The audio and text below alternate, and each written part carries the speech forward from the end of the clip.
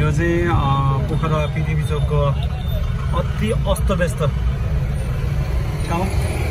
यहाँबाट चाहिँ पोखरा बाहिरिने ठाउँ हो भने यहाँबाट चाहिँ पोखरा भित्रिने ठाउँ ल यस्तो छ है। डेन्जर जाम हुन्छ, चिल्लाएर आफ्नै तरिकाले जानुपर्छ। साथी पनि यसरी नआइदिउँ न है। बसहरू यताबाट आउँछ भनेपछि अरू पूर्व जाने गाडी सबै यता लाग्छ। पूर्व पश्चिम उत्तर दक्षिण सबै यहाँबाट छोड्छ होइन सुशील? हो। हामी सिधै जानेछौँ। हामी चाहिँ अब लेकतिर लाग्दैछौँ है साथी हो। अनि यता पाइलटमा चाहिँ हाम्रो सुशील छ पाइलटमा। को पाइलट म चाहिँ अहिले को पाइलट हो, सुशील पाइलट। यस्तो छ। अहिले चाहिँ हामी पृथ्वी चोकमा यहाँ बत्ती राखेको छ होइन सुशील? यसको कथा भनिदिउँ त एकपल्ट। एउटा गाडी पास हुने बित्तिकै रातो लाइट बलिहाल्छ।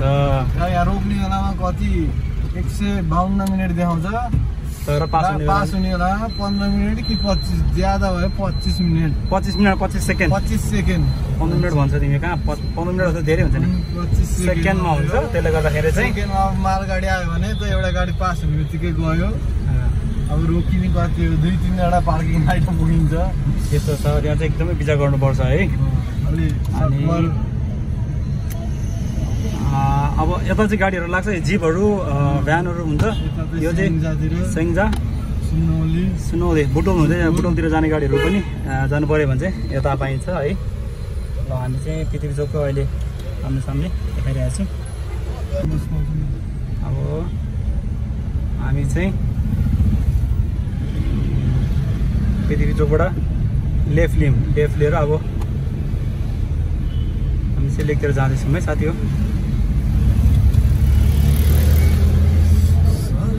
यो गाडीहरू चाहिँ सेङ्गातिर जाने जिप भ्यानहरू लागेको हुन्छ।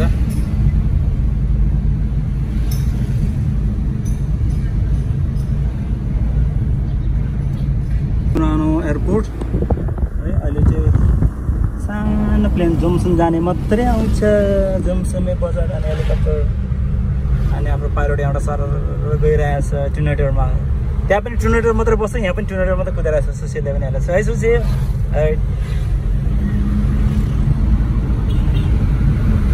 यस्तो छ है।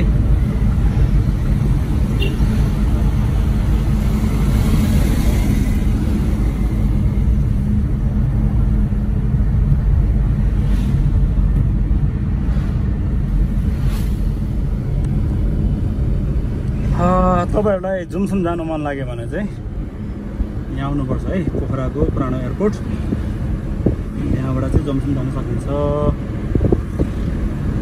जमसुमै बजारमा 12 बजे हावा सरर भन्छ। त्यही भएर चाहिँ ल पुरानो एयरपोर्ट। प्लेनहरू पनि त्यहाँ बसिसकेको छ, ऊ देख्नु भयो होला। 12 बजे हावा सरर प्लेन उड्दैन। अब हामी चाहिँ लेकतिर जानेछौँ। ल साथी अहिले चाहिँ हामी यहाँ चाहिँ पिरौटा हेला चोक यहाँबाट सिधै गयो भने चाहिँ फेरि पुगिन्छ। के भन्छ फेरि नाम पनि आउँदैन के अरे त्यो स्तुपातिर जाने बाटो, तिनटिकोट जाने बाटो भइहाल्यो। अस्ति बिर्सने। अब हामीबाट यताबाट सिधै लाग्छौँ। यस्तै छ क्या साथी हो, बिर्सिने बानी काटे। यहाँ चाहिँ नयाँ ड्याम साइडमा पार्क बनाइदिएको छ है। आज खासै मान्छे छैन ड्याम साइड।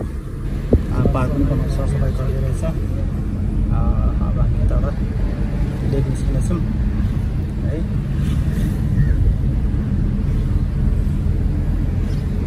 तिमीले कार्यालय भएको यो एरिया हो है।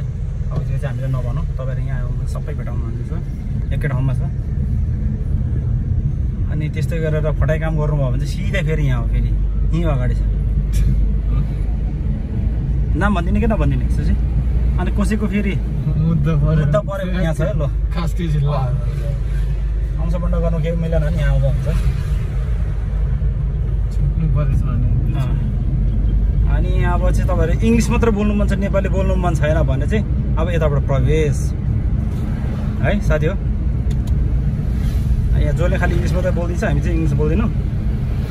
ठिक छ मेरो भाइ हो होइन, हामी त नेपाली बोल्छौँ नि होइन, हामी त शुद्ध नेपाली नेपाली खाजा आउँदैन, तर पनि ट्राई गर्छौँ हामी होइन। ल ट्राई टु बी नेपाली। अनि यो ठाउँको नाम चाहिँ अब तपाईँलाई थाहै होला है, यहाँ टोटली विदेशीहरू हुन्छ भनेर भन्नु नमिल्ने, अहिले चाहिँ नेपालीहरू पनि हुन्छ है फेरि। अहिले चाहिँ कस्तो लाग्छ भने यो एरिया पनि इन्डियाको एउटा प्रान्त हो कि जस्तो फिल भइसक्यो। इन्डिया मात्रै टन्नै हुन्छ, गाडी त नेपाली गाडी हो, इन्डियन गाडी।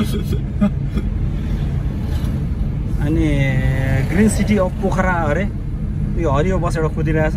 हरियो बस बनाएपछि ग्रिन सिटी भयो। पोखरामा चाहिँ ग्रिन सिटी है, यो कुरा चाहिँ याद गर्नु होला तपाईँले।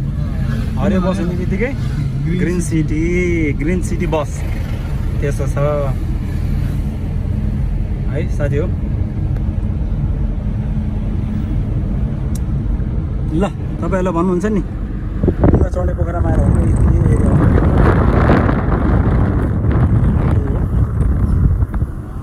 अब यता चाहिँ मान्छेहरूको चहलपहल जति दिउँसो हुन्छ, जति बेलुका हुँदै आउँछ त्यति मान्छे हुन्छ।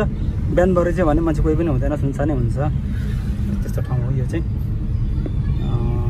पोखरामा पनि एउटा यस्तो ठाउँ छ। यो ठाउँ तपाईँहरू जसरी चिन्नुहुन्छ आफै कमेन्ट गर्नु होला, हामी चाहिँ केही पनि भन्दैनौँ। के कसो सुशी हामी बोल्दैनौँ। ल हेर्नुहोस्, बिहार, युपी, गुजरातको गाडीहरू मात्रै छ, त्यस्तो छ।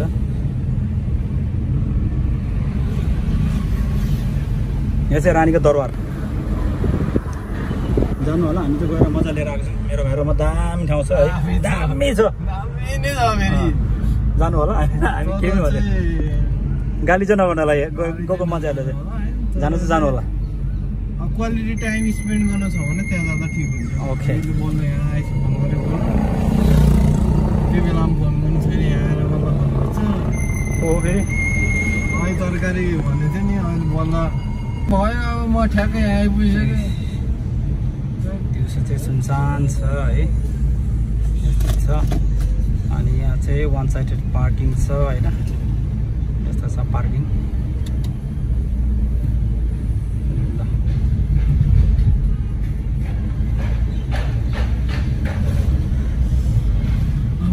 तपाईँहरू के कथाले पोखरा घुम्न आउनुभयो भने यहाँ सम्झिनुहुन्छ प्याराडाइजको यहाँ अगाडि छ भने अगाडि चाहिँ होटल चौतारी छ। होटल चौतारीमा पनि आउनु होला है साथी हो। आज हाम्रो भिडियो पनि इन्डिङ गर्दैछौँ, बाँकी पछि अर्को भिडियोमा भेटौँला है त।